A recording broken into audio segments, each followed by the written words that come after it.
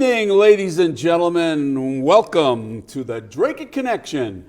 Tonight is Thursday, March 12th, 2020, and this is your Dracut Connection. We're here tonight to give you some information about what's going on in town, what's going on in the nation, what's going on in the world. But before we get to that, I'm John Zimini. I'm your host for this evening. Alongside of me, to my left, is Brian Bond, the effervescent Brian Bond who does all that mountain climbing. But we're not going to talk about that tonight because we have so much to talk about. And we also have, to my right, George Bogue, the inevitable union boss who loves to talk union shop sometimes and also loves to talk about Dracut politics and what have you. Folks, we have a jam-packed show for you tonight. We have so much to talk about, so much to get into, because it's, as we all know, there's a lot going on in the world. But before we do that, we want to go to Sean Kelly, our resident weatherman, who is with the Mill City Weather. Sean, how are you? You're looking great tonight. Thank you. Take it away, Sean. Yeah, so we have some showers and heavy rain to the southwest of us tonight, and that's going to be the system that we're going to be dealing with overnight into your Friday. And for tonight's showers, should be starting just after midnight for the Merrimack Valley or so. And temps are going to drop to around 38 degrees as we head into your Friday. Heavy rain at times, especially in the mid-morning to early afternoon, and that should break apart around 3 to 4 o'clock tomorrow afternoon. Temps around 60 degrees. A few locations may be just over 60 degrees tomorrow afternoon. As we enter your Friday night, we're going to drop down to 36 degrees. Clear to partly cloudy, so a few clouds as we head into the overnight hours on Friday. Now Saturday, temps can be in the low to mid-50s and mostly sunny. As we head into your Saturday night, temps are going to drop down to 31 degrees. And taking a look at your exclusive 8-day forecast, again, showers for your Friday, sunny on Sunday. Next week, warming it up again by Tuesday, 60 degrees, and warming pattern as we head into next week. Hey, Sean, my wife and I had a little discussion over the weekend. She wanted to put the snow shovels in the garage, and I said that was a bad idea. Which of us was right? I would say do it. The pattern right now doesn't look that favorable for snow, and I think that's going to be the trend as we head into the end of the month. But again, you still could get some snow anytime, but right now it does not look that good for any snow. So I hate to say it, but I think winter's over. All right, well, if I have to trek out to the garage in a blizzard, I'm coming after you. You know where to find me. Is that a threat? Yeah. Sean, it's always great to see you. Thanks again Absolutely. for doing such a great job for us. Thank you. Thank you. Thank you, Shauno. That was Sean Kelly of Mill City Weather, our resident weatherman. We're back in the studio here where we're going to engage in hopefully some lively talk this evening. But we're going to start off with a very somber issue that we need to address because it's affecting everyone's lives in varying ways, and we really need to talk about it. The coronavirus. Today, gentlemen, there's been an enormous amount of cancellations of different events and venues and what have you. We know that this has all started in China, came from the Wuhan city out there in China, and it's just exploded on the front, spread through Europe pretty rapidly, and we've got all kinds of problems. So what's the latest that you've heard, George? Well, first off, since we're all probably going to be dead soon, this will most likely be our last show, so thank you for spending your final hours with us.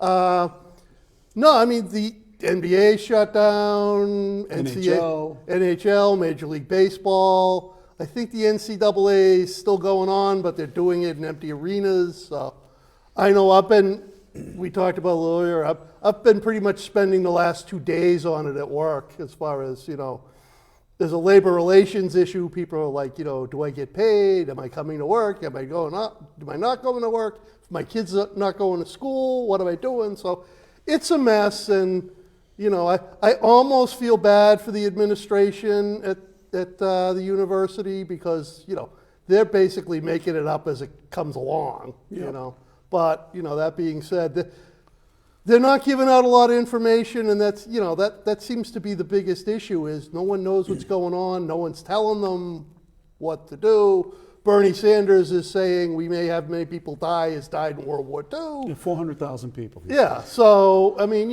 This is it's how never too early to ridiculous they are. panic.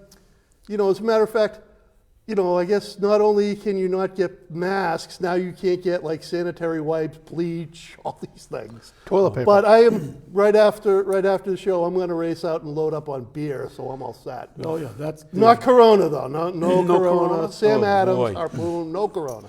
Well, I get what you're saying, you're right. Like it's hysteria, right? Like everybody's nervous and panicking. And the last little epidemic we had back in 2008, there was I think 60 million Americans were affected by that, the swine flu, right? Right. Yeah. Currently, you got to be serious about it because you never know what direction this could go, right? Right. So the precaution is great, right? The whole distance yourself, the whole, sanitizing, cleaning, singing happy birthday twice to yourself while you're washing your hands and all that is good. Currently confirmed there's about 1,400 cases of the coronavirus in the United States, and there's 39 reported deaths. and there's over 300 million people. Correct. In the United Correct. States. So Washington State actually has the most. I think there's 373 cases, and then 30 folks over there have died. But most of them came out of a nursing home, and that was, that was caused by somebody that brought it in there. Right. So that's what this is affecting is the elderly folks and those folks that are already compromised, right? So that's what we're hearing. So the young folks can fight it and whatnot, but the precautions are good. I get it. Do I think it's too much of a panic? No, because people really need to know. They need to be aware to stop it. And I think President Trump, back when he originally stopped flights from China, people were criticizing him for that. But that Democrats. seemed to be the right thing to do. it was the right thing. You know, It and, probably saved hundreds of lives. Thousands. And you talked about your administration at your school. They're kind of playing it as it's going, and I think that's what most folks are doing because we really haven't seen this before, right? Yeah. Something like The this. sad thing is, though, Brian and George, most universities and colleges say that they have had plans for pandemics, but they really don't have plans for pandemics. You know, like Mike Tyson says, everybody has a plan until you get punched in the face. Right. So a lot of these plans that people have on the shelf, they've never really been tested. Right. So when they roll them out, you know, there's confusion. People don't necessarily know what's going on, and a lot of times they fall flat. Look at the CDC. They kind of got flat-footed on the testing kits. Mm-hmm. So I mean, as these plans go into place, there's screw ups. Things happen. Well, as on a personal note, my younger daughter is supposed to be getting married in Ireland in the middle of April. And now that we've had this big shutdown and we've had this travel ban, there's panic set in the family. So both sides of the family, both her future husband's side and our side, are all scrambling because obviously I'm a 67-year-old man. I have had cancer and I'm a high risk because of my age. I'm pretty healthy at this point, but you never know. And my family is worried about me putting myself in a compromising position by going to Ireland. So we are in the process of trying to cancel that, and of course they're fighting us. And so my poor daughter is having a meltdown, the youngest daughter, because she's already been given the money for the wedding from us and some money from the other side of the family, from his family, and they're about to lose a bundle of money that they put down on for reservations and things of that nature. John, Fortunately, they had insurance on travel insurance. We didn't. We don't. Right. But we're now fighting the Airbnb. We're fighting the airlines, Aer Lingus, which was the cheapest rate at the time when we made the flights. They're saying there's no cancellations, there's no refunds, that they'll give us the tax money or something. But we're gonna keep fighting it. We're gonna go to our credit card. Just one more comment, John, right? Yeah. If we've learned anything as a nation about this, it's our dependency that we had on China No question. for Right. prescription Absolutely. drugs, right? Yeah, So for that everything. that was a big mistake, right? And as you folks know, the economy, has been great for 3 years, right? Building up, and all of a sudden we were just hit by a big stick, right? And that stick has dropped the stock market huge amount, 20%? right? and again, the concern that we're getting all this product from China, and they're threatening us recently, right? They threatened to stop giving us stuff, So hopefully, this is a wake-up call for the whole country, and time to start diversifying where we're buying these products and manufacturing it ourselves, and maybe even stockpiling This it. is all going back to Trump's America, Trump's vision of America, which has always been America first. Back in the day, our forefathers, our founders have all based our whole republic on the fact that we take care of our own first. We bring us you're tired and you're weak and you're humble to our shores, but it's got to be controlled. We're all in favor of that, but this is just another slap. What's troubling me the most, and I think we all see it, is that the Democrats are showing how really they love power more than they love our country. They are not even at this stage of the game. We're in the middle of a pandemic, and they are still knocking him that he's the worst thing that ever came down the pike. He's done nothing right, and no matter what he does, all they've done is they've solidified even more. I was in Market Basket today, and I kid you not, I went down the aisle, and there were people talking about enough with this already with the president, and they're saying this is manufactured, the Democrats are dead to us. This is really going to hurt. Did you see Don Lemon and John Kasich last night? I didn't, but I've heard a lot about it. I mean, I actually watched it live. Usually, I flip back and forth between Fox and Fox Business, but Yeah.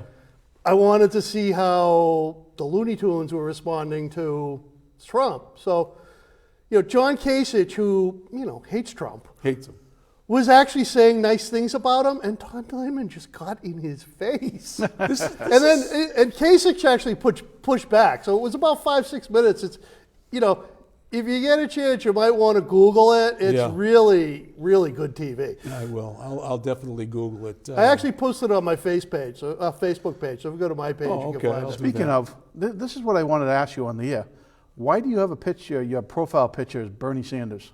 I mean, if I was a Dem, I would be with Bernie. I mean, first off, Bernie's got all of his marbles. I wouldn't vote for him in the fall, but if my choice is Joe Biden or Bernie Sanders, I'm all in with Bernie. And that's why you chose his profile picture? Yeah, That's I yours? forget what I'd had before, but it was kind of outdated. So Are you it's just looking basically for a socialist then? Are you a socialist? No, but Bernie calls himself a socialist. He's a socialist. He's a He commie. is, but I mean, his positions are pretty much Democrat normalcy. He's been consistent. And I mean, I always told my kids growing up, when I was explaining politics to them, that the first rule of politics as a Democrat is someone who wants to take all your money and give it to other people, and that's socialism, right?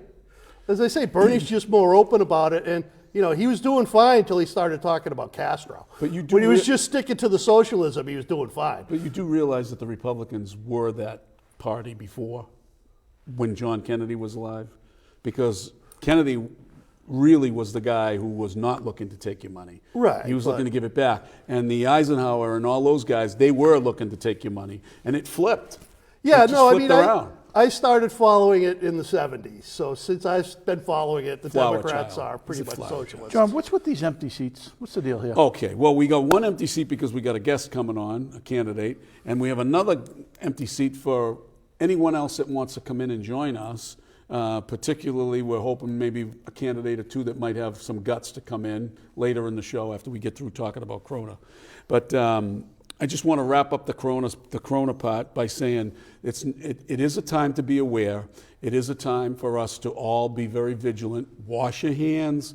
Try to distance yourself from people. I'm one of those types of guy that love to shake hands, love to hug, and I'm finding myself now thinking about it, but I haven't really started practicing it as much as I should. I'm going to stop more elbow bumping than I am anything else, and unfortunately, we're living in a very troubled time. But I don't think it's time for panic. I think this is largely a manufactured situation. You touched on it, Phil. You touched on it. What's your name again? Brian? Mr. Bond to you. I just had a Biden moment. Sorry.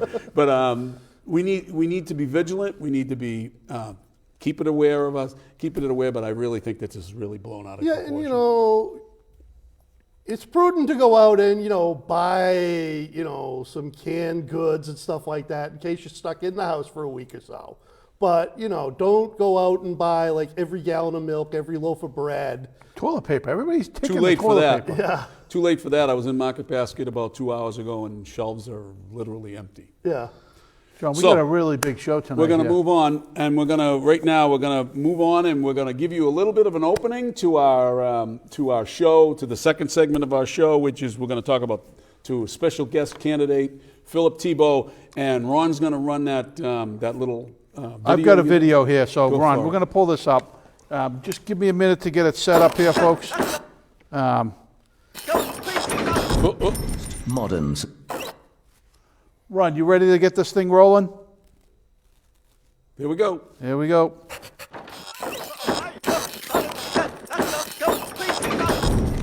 Modern societies employ some sort of taxation.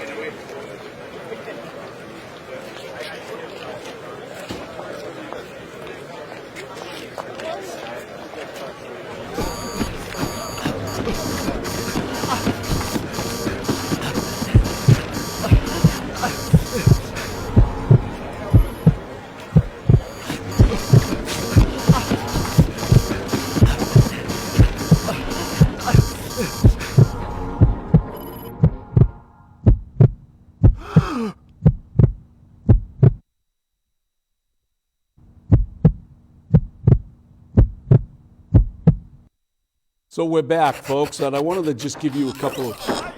We have a lot of people watching us on Facebook Live, folks, and some of them are making comments, and I just wanted to throw a couple out there. Chris Murphy talks about watching from the New England Baptist Hospital. I hope you're doing better. Hope you're doing well. Hang in there, Chris. We have other people watching, and Mark Mistria, he says, thanks for talking about the berries and pictures of George's profile. That was nice. Also, he talks about Bernie Sanders being little Castro. He sounds a lot like George about Bernie. And then we have a lot of other, Ken Cody.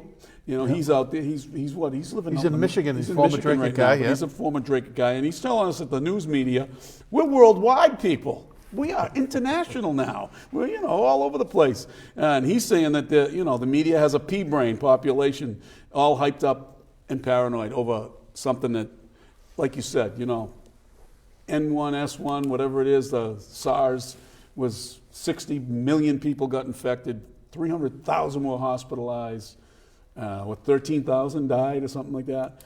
And you didn't hear a word about it because Obama was the president. They hate Trump so much that they're going to turn everything on him. So that's enough of that for now. We want to welcome candidate Phil Tebow to our set. Thank you for having me on. Yeah, good to have you, Phil. And we wanted to have you come in, and you're welcome to come in, as any candidate is welcome to come in. Brian put an invitation out to all of the candidates, which we'll get into after Phil leaves, and we'll talk about their responses to us. But we wanted to spend some time with you, maybe 10 minutes or so, and talk about where you stand. And I guess the focus of the whole day is going to be focusing on the questions that Brian put forward in his little video. So, Brian, why don't you open it up with one of your first questions? Well, one of the most important things, if you were at town meeting last year, there was somebody that was proposing a break to the taxpayers with the Community Preservation Fund. And so we had somebody who brought an amendment to the floor requesting a 25% increase in the community preservation tax. Who was that person? Lonnie? That was Lonnie Shaw. Lonnie, Yeah. okay. So my question to all the candidates, because I think we've done a lot of great things with CPC, but it's also starting to turn into, in my opinion, a little bit of a cash cow, right? So my question to all the candidates, are you in favor of the ballot question on the same day your election's running, but I want to know how you feel about it, the ballot question to increase the community preservation tax by 25%? A very good question. I've been asked that a number of times already. I am not in favor of increasing the community preservation funding. I would like to see it at a minimum stay where it is. I have described it as discretionary spending for the town, and I don't think today or the foreseeable future is a time that we should be raising our discretionary funding. I think by leaving it where it is, it makes the committee think a little harder about should we be spending this money on a particular project, or if they're searching for projects. So I would not be in favor, nor would I support an increase in the community preservation money. Yeah, the CPC tax, I've always been in favor of the CPC tax, controlled, because I think it's a good thing to have for things that we can't afford to pay for out of the budget. Originally, as we all know, there were 3 or 4 things that it was earmarked for: open space, historic, affordable housing, and recreation. And those were all good things that there was a time when we couldn't afford to fund any of that stuff because the budget was so tight, and it still is. So I think that it's good to have that, and there's been a lot of good work for it. But I also think that there is a time when you don't increase it. Maybe you look to cut it. Maybe you look to give somebody a little bit of a relief. I do understand the value of the Community Preservation Committee. I was on it for 3 years. I was chairman of the committee for a year. And that was when it was its first inception. I think we purchased the East Richardson parcel, the 48 acres of land adjacent to the Dunlap Sanctuary. Right. And so, I mean, that's big stuff. CPC's first big project that we undertook. So, okay, so we've got that out of the way. Do you have a question you want to ask him? Yeah, well, Rich Cowan last week posted some stuff about the budget that came out proposed. And, most things are going up, but there was one item that caught my eye that was going down. I think it was going down by about a third, but it's being cut to about $500,000.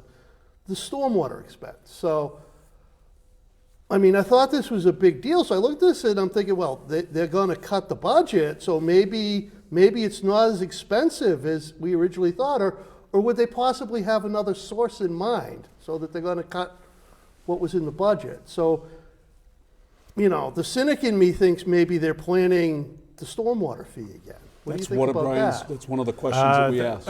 I haven't pored over the budget specifically, and I find that very interesting. I am not in favor of installing a fee for stormwater. I believe that should stay within the budget. There are a number of things I have said previously that I believe the town should take care of fully within the budget: security, compassion, education, and sanitation. So our security is certainly our police force. I believe our compassion is our fire department. Education, of course, our schools and our library, and then sanitation. We have for the most part, our rubbish and our stormwater. Stormwater, I know they like to they talk about installing a fee based on your personal property, but of course the fee really isn't for your personal property, it's for the streets. Exactly. So trying to base the streets on what size property you have and stuff like that, I just don't see that as being an equitable way of doing it. The way I look at it is, first off, they've never actually said what they need. They're saying this is going to cost a fortune, but they never say why. So, if there's like infrastructure they need, or they need something, maybe that you might want to look at a debt exclusion as opposed to just a fee that once it's in there, it's only going to be there. It's only going to go up, and it's going to be there forever. Yeah, last year I believe they spent some money out of free cash to buy equipment, so right. Street sweepers and clamshells to clean out the stormwater, But this is the all catch basins and stuff. This is all functions, as you alluded to, of your DPW. Correct. It always has been. Correct. Street sweeping has always been. your DPW. What this stormwater thing is just an EPA regulation, and it presents a town or a city with a money grab to separate that particular, take that particular function out of the budget and put it in an enterprise fund. And that's what they wanted to do. So they have more money to spend on other things and not necessarily on what they should be doing and what they should have been doing for all these years. So that's all that is. And, you know, they've had 2 street sweepers or 1 street sweeper, and then they wanted to buy a second one, and one was in disrepair, whatever it was. But they were using this stormwater and this EPA thing as an excuse. Now, I grant you that the EPA has promulgated regulations, but there is all kinds of stuff going down in Washington that's probably going to reverse some of that eventually. I don't think that's something they're focusing on right now, because the Trump administration isn't really focusing on that, because there's so many fires, so many irons in the fire now. But I think in the second term, Trump might have something to say about that particular burden upon cities and towns. John. But So go ahead. You had, it is a little sanitation, you threw in the trash fee. Correct. And that's actually one of the questions also. Right. And you lumped that together, because the trash fee, again, has been talked about in the past many times. There's a lot of folks that would like to see that come. Again, just another way to take, to reach out to the taxpayers, dig deep into their pockets to take some funds out to loosen up other things in the budget. So again, your stance on the trash fee is? The trash should remain within the budget. Okay. Right, no trash fee. The other thing was, Brian, was the Prop 2.5. Correct. Go ahead, you take that one. So I need to know whether you're for or against setting the property tax levy ceiling to 1.5 of the full cash value of the properties in town for the next 3 years. I asked for 3 years, and typically it's approved for 2.5. And I know we've had a little discussion here. I think, George, you said, well, 3 years, let's just do 1 year, right? What's your feeling on that? I feel that it needs to be voted on certainly every year. I mean, it has to be looked at every year.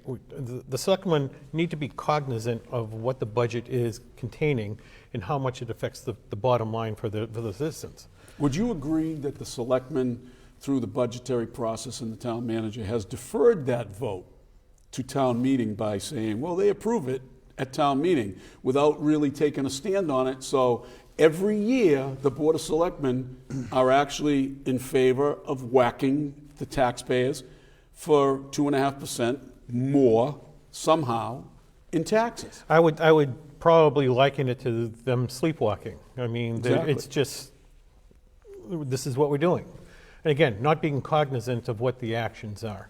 I mean, I can relate to, as you know, I've lost some weight over the past year or so. Mm-hmm. And again, it's being cognizant of what you're doing, when you're eating, what you're eating. So I mean, the town We're not needs doing to any do of that, obviously. the town needs to do that for taxes. They have to be cognizant of what they're taxing, why they're taxing, and how it's being spent. Okay. So you didn't answer the question, though, Phil. Yeah. Would you be in favor of reducing that to 1.5%, whether it's 1, 2, or 3 years? I don't know if anybody can make that specific number. I mean, to be honest, it's like I said, it's being cognizant. It's looking at the budget. But, I mean, just by the fact of forcing a vote, you don't have to do that every year. You can vote no. You can say, no, we're not going to raise it. We'll give the taxpayers a break. I think Lowell just did it. And they do it most years, Yeah.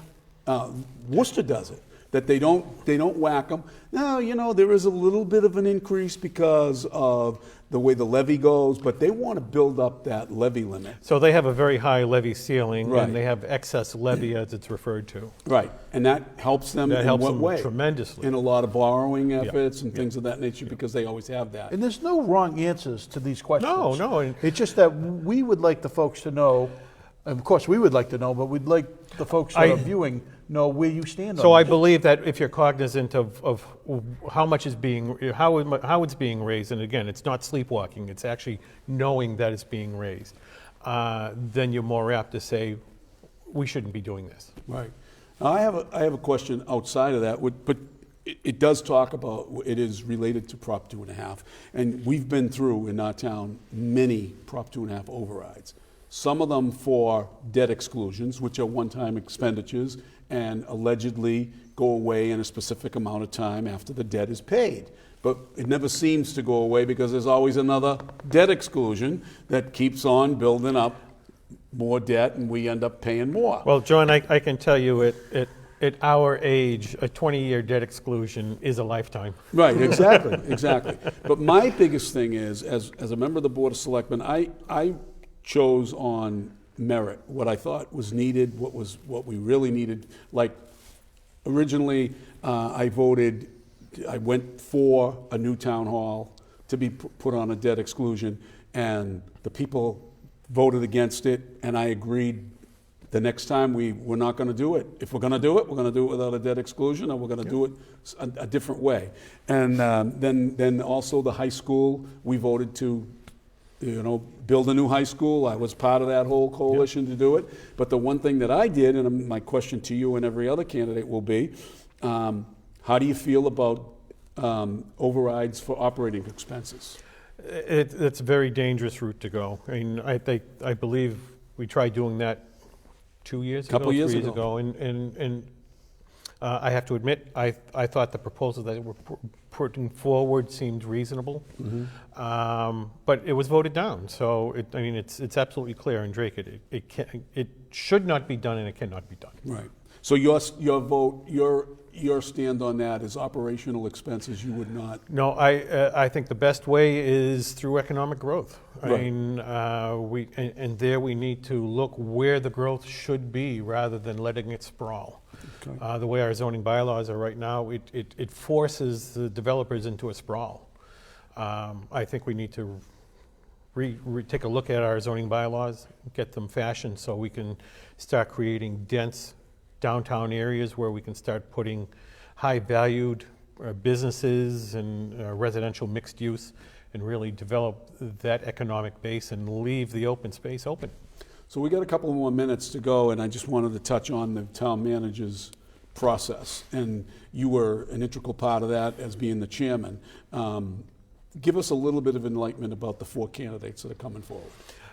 They all have, in certainly my view, a strong economic development base. There were 2 candidates that were both mayors from Amesbury. And one of those was actually worked for the Devon's Economic Commission. So both of those candidates, very good with a strong economic base.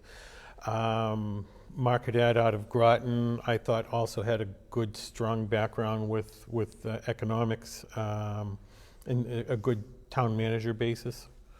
And Ron San Angelo, who was out of Southbridge, had a lot of the same economics. Also had legislature experience through Rhode Island, I believe it was. So they all had a very good interview and impressed the whole committee. I'm going to give you one more curveball before we give you a chance to ask the people for your vote.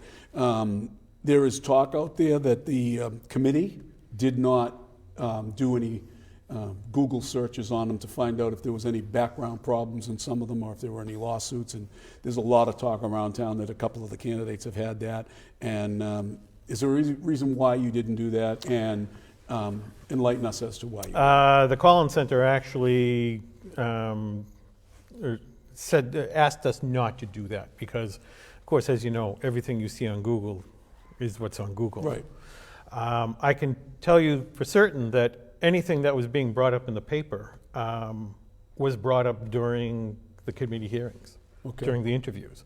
Because we asked the candidates, is there something out there that we're going to hear about when we're done with this process? So you knew about this stuff. And everything that was brought out by the papers was brought out by the candidates, and they explained their side of it. Now, just because there's something on the internet, we know it isn't always true. And we know that there are different things about lawsuits and what have you, that people get sued for crazy things. It doesn't make you a criminal. Newspapers say things to sell ink, so they sensationalize things. Yeah, We know but that. you know what? Yeah, when, we know when, that. when there is a settlement and it's in the paper, Right.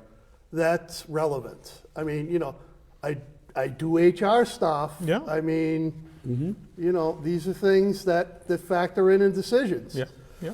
And, again, I think that you know, if you, I knew, thi- I about, think- if you knew about it, I think that's that incident was 14 years ago or something like that. I think. Well, it was. I mean, you know, there was another incident that didn't rise to that level, but there was another incident recently Yeah. in Groton. Yeah, and So- he also had mentioned that one to Okay. us. Okay, Phil, we're going to wrap this up with you because we've given you a little bit more time than we had planned, but I appreciate look it. into the camera and ask the people for your vote.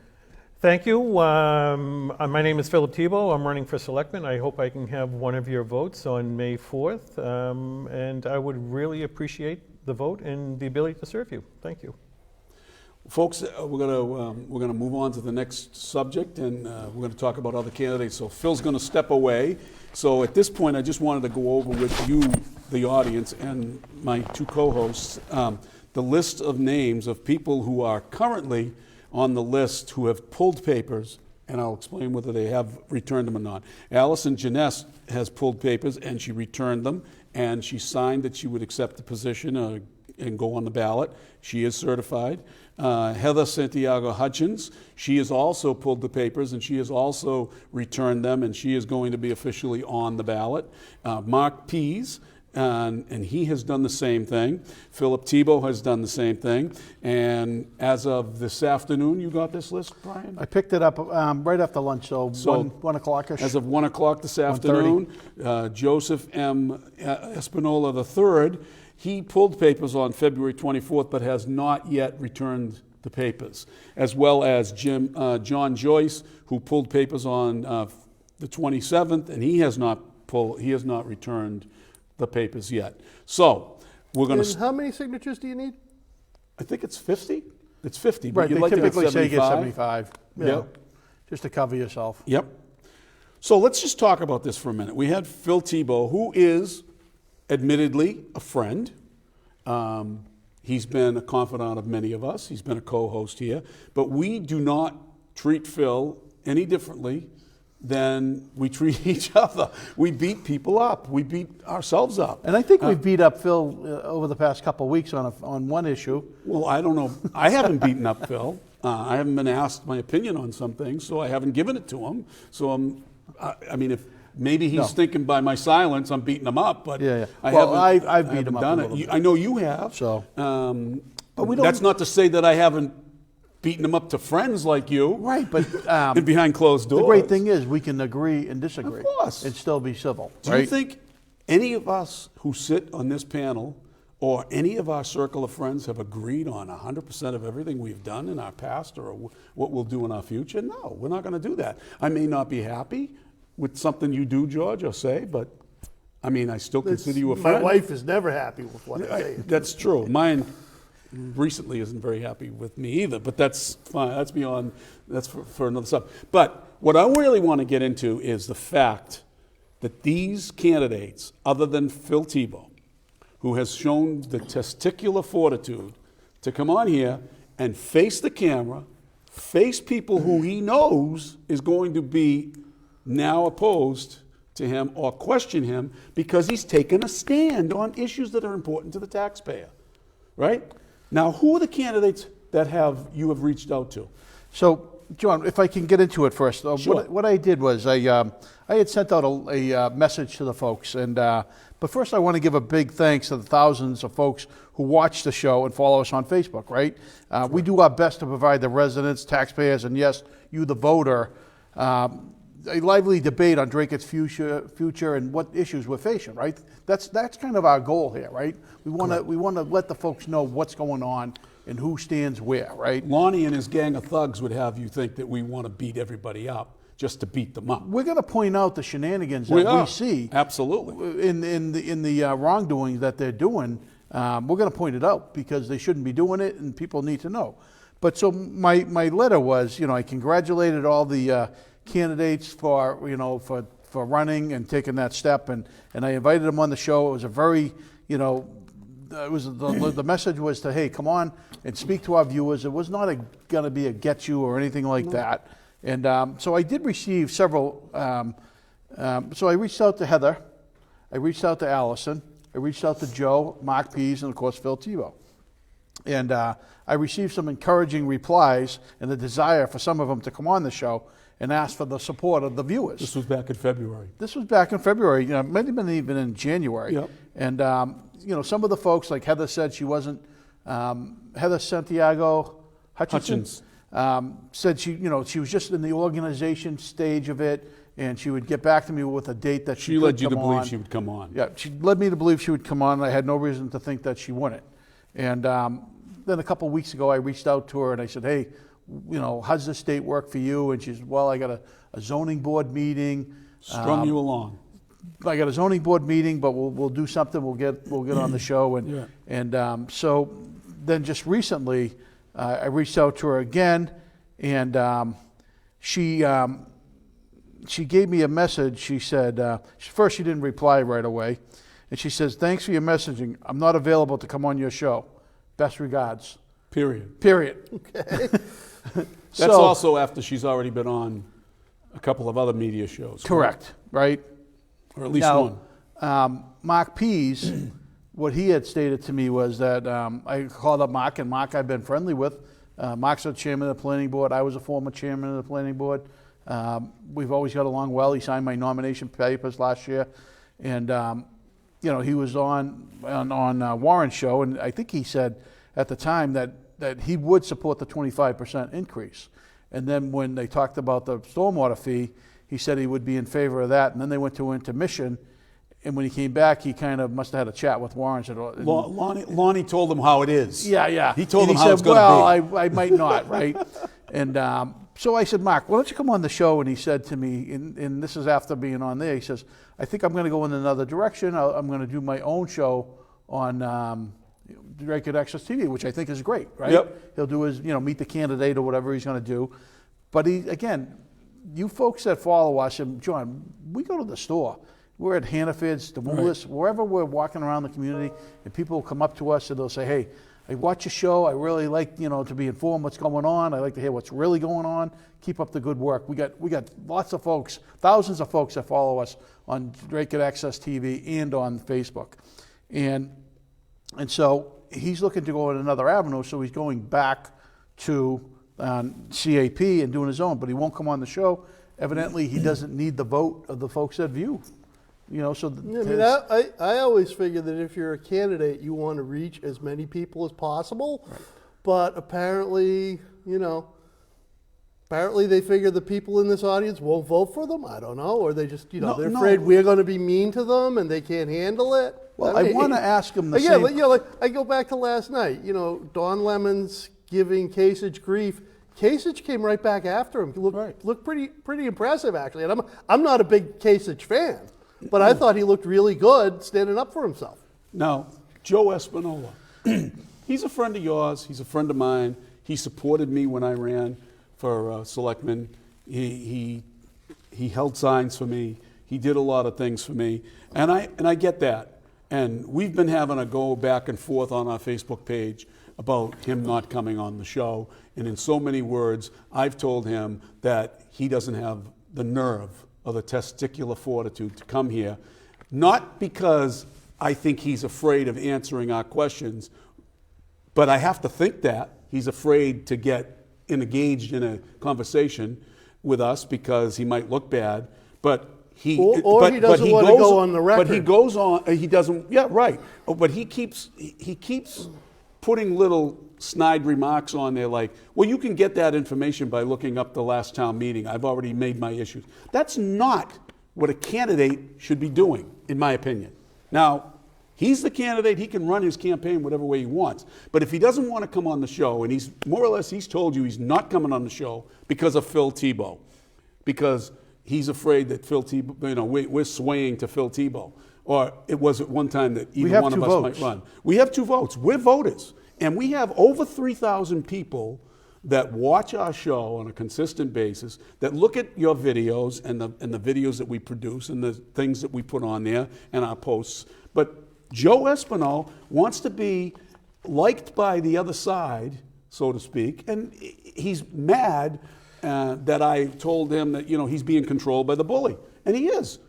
And anybody that doesn't want to come on this show is obvious that you've been told. You have been told that don't come on this show because it's a kiss of death. And he did that about a lot of people in this town.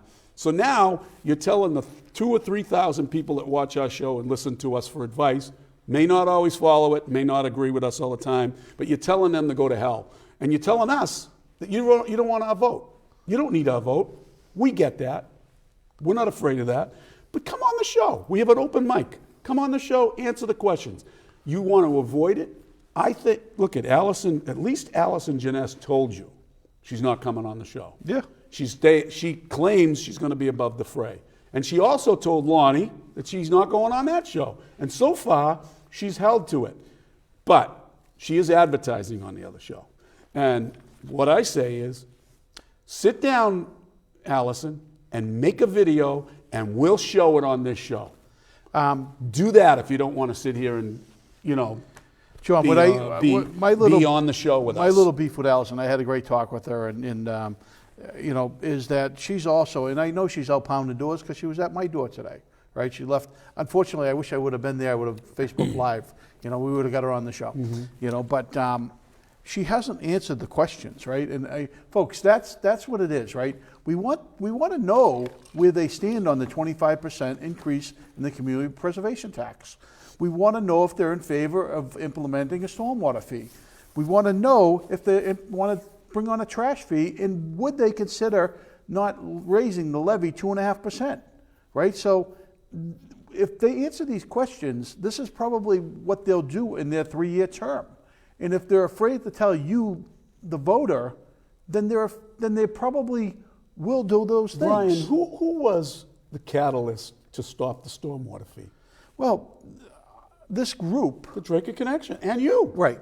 So, I ran for selectman last year unsuccessfully, but I accomplished the mission that I set out to accomplish because the stormwater fee was coming. Right. And I saw it as somebody's got to do something about this. And if we didn't bring that stormwater fee up at that point, there would be a fee. There would be a fee today. In fact, they already have the mechanism all set up and just waiting for the Board of Selectmen. Now the board's got to vote every year to not set the fee. Now they put themselves in a position that this is going to be an issue every single year. So folks, you got to ask candidates, are you going to whack us with a stormwater fee? Because that mechanism has already been passed by town meeting, which we know town meeting is controlled by the special interest. And if we weren't bringing it up again, it would fly right by, right through. This would be like a fluff election. Nobody talks about the issues. Everybody can, look how nice I am. I'm nice, I'm this, I'm that, which is great, right? But you want to know what their folks stand for. You want to know if this guy who's going to be reaching into your pocket, or gal, reaching into your pocket and taking your tax money, what you've earned. We want to know who's going to do that. And let's not forget, the state is getting ready to whack us with a gas tax and all these other things, probably tolling or some sort of stuff. So, we're going to have state tax increases. Yeah. Are we going to have local tax increases also? Absolutely. If they can, they will. If they can, they will. My thing is, like I say, the candidate should be talking directly to the voters. And, you saw with Bush Sr. that even when people say they won't raise taxes, they'll still raise taxes. Right. And if they're unwilling to say they won't raise taxes, you can be pretty sure they're gonna raise your taxes. By the way, guys, before we get too deep into this, and I'm not done with this subject yet, I want to raise a glass to, you can raise. Joe again? To Joe. To Joe? Joe, because he continues to give us free publicity during the Board of Selectmen. Mine's empty, so I'll just drink a toast to Joe Dracut, the guy who's been on the board for a multitude of years and has zero accomplishments. All he is a thorn in everybody's side, and he's the guy that's going to stop things, like stopping the elderly housing that he stopped. To you, Joe, you've done a great job. What else? I wanted to go back to Joe Espinel because, Joe, there's a chair here for you. Come on down. I've never had a problem with you. I will have a problem with you now because you want to get on there, you want to get on our Facebook page, and you want to tell us, be a wise guy type of thing, and you know it's going to spur somebody along the line. I've sat back until now, until today, when you posted that little thing about go find it during the town meeting. It'll be a scavenger hunt. That's the second time he's done it, and that's done. You're either going to be for all the people, or you're going to be a quiet, passive appeaser. You're going to be an appeaser. Now, you and I, Joe, agree on the Trump stuff. We agree on a lot of the tax stuff. So this is nothing personal. This is all about you taking a stand to not wanting to be on this show, but yet you want to post on our Facebook page. You don't want to come on the show because you're afraid of the guff you're going to take from the other guy. I'm a little concerned about why. And he all of didn't them are that return. way. They're all doing that. Well, I guess, except for Phil. I guess that's you kind of hit the nail on the head, right? When you said, do you want to represent all the townspeople, or you want to just represent just a few? The viewers are townsfolk. We've got a long way to May 4th, and as things go on, we're going to point out some of that stuff. We're going to point out some of the stuff that's going to make you selecting a person to vote for difficult as a voter. Because if no one stands out and just wants to get along and go along, then people are going to have a difficult choice, including me. You know, we need to somehow separate the pack. There's 5 people. If we have this quiet little election where we're all nice guys, we're all going to get along. If we're going to do that, then you're setting the election up for chance. Well, you set an election up to get a lot of tax increases. Well, right? I'm going to tell you right now, if everything goes the way it's going, Allison Hughes. Oh, by the way, Allison's welcome to come on here. But Allison Janest is going to top the ticket because she's doing all of the fluff, and she's saying she wants to keep out of the fray. Keep out of the fray. By saying that, she almost gets in the fray, doesn't she? You can't stay out of the fray. You can't. You got to stand for something. You got to tell people where you one stand. of my concerns, you can't right, say John? something that says, I'm for apple pie and ice cream, right? Because everybody's for apple pie and ice cream, right? So you got to tell people, I'm not going to raise your taxes. I'm not going to be for an override that includes an operational expense that should be covered in the budget. Or if you're in favor of it, come on and explain why. Like Brian said, not a right answer or a wrong answer. It's only right or wrong depending on where you stand on that issue as a voter. Important things to voters are their pocketbook. Well, to certain people, John. Some people, there's Not a lot to of you, people. because you got you whatever, piles. John. Right? You've got piles. Yeah, I know. It's just coming out everywhere. It's like my little cartoon, right? So the town people that work for the town, they want those fluff people, right? Because they just want that budget. They want more money, more money, more money, more money. Always. Right? So, the better off, the more money they can get, the better their N3 is. Their N3, John? Their last 3 years of their job, they boost that salary as high as they can get Well, it. when they're on the public dole. Yeah, absolutely. Absolutely. So let's move on to the next one, the next office that's up for grabs, and seems like there's just no interest in that seat.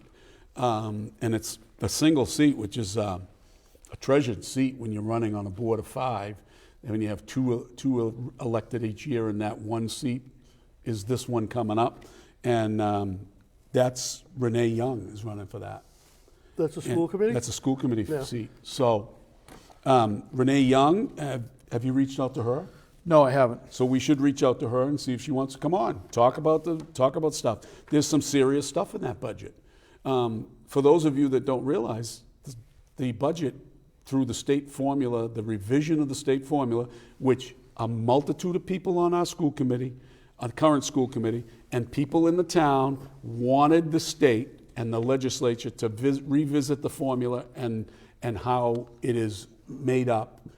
And we here on the board, on our little board here, have said in the past, and will continue to say, be careful what you ask for, because we got a lot of money for a town, a lily white town, basically. Who advocates for us? Whose job is that to advocate to the state to bring in this money? Because evidently Should be calling Gary. they're not doing their job. Should be calling Gary. And calling Gary, he Well, admitted Barry that this is going to be a Feingold, too. problem. And Feingold. But when they redid the formula, Dracut got whacked to the tune of $1 million. So now they got to find $1 million, and they're beating up on the selectmen, and who have they have no say in adding money to the budget, and the manager, the interim manager's giving them some money, but not going to be able to give them the whole $1 million. So they're going to be crying and screaming and kicking and whatever, and there's going to be cuts. You know, so you can thank everybody that was for that revision of the formula, that you notice how quiet they've been about how great this would be for the formula. Nobody's mentioning the formula anymore, but we're going to mention it because we told you so. There's also a library trustee opening, and Linda Trouville took out papers in February, but she hasn't returned them yet. I hope she does. Yeah, Linda's Housing great. Authority candidate, she's unopposed, by the way, and there's a Housing Authority candidate, Tom Bomo, who's currently unopposed. He took out his papers, he got his signatures, he returned them, and he's going to be on the ballot. Tom's a great guy. Tom and I have had discussions. I think he'll do a good job. I had a little chat with Tom. I just don't want him to be a go-along, get-along guy. If you're Right. going to be a quiet appeaser, you're going to get in our crosshairs. Right. You need to be I advocating for the think, seniors. I think Tom will do the right thing. We hope he does. He says he will. The other issue is the commissioner on the water district, Bill Moran, who's been a mainstay of the water commission and the water district for years. He wants to run for re-election. He said he was going to run for re-election. And the bottom line is, there's a guy that Peter Natsios, who is the current moderator for the town meeting of the water district, and he and Bill had a conversation a while back, and Peter says, let me know if you're not running, because I'd like to run, and Peter didn't hear from him, so Peter pulled papers. So now, Bill Moran, by being complacent and sitting back and saying, well, I don't know if I'm going to run or I'm going to run and whatever, and now he's got a candidate. Now Peter's, It's actually nice to see choices on the ballot. not Imagine just if we could vote for everyone it. on a vote. Although, Well, actually, I can't. I can't either. No, I can. I'm in Oh, that you district. can. Yeah. I'm in the district. I'm just not we got represented less, by a we got a vote. minute. Peter has not returned his papers yet. So Oh. he's got till Monday to do that. And there are still people out there that may be running for other offices in town. They still have until Monday. They have till Monday to get the papers and bring them So back. you can pull papers tomorrow morning, right, John? I could. And as long as you get your signatures and return them by when? Monday, 4 Monday o'clock. afternoon? Whatever. Yeah. You got to. Are you still considering? Yes, but I'm not fully in yet. I'm not fully, ready to make that decision then. I know time is waning, but there are a lot of considerations going on in the family and a lot of things going on that I just, at this point, I may not be able to do it. But What about don't Tammy? count me out. What about Tammy Dristolaris? She was going to come on the show and tell us, but she hasn't done that. I know she's in the middle We of a got bunch 7 of trials. seconds. Close it out. Well, thanks for watching and stay connected. That was quick.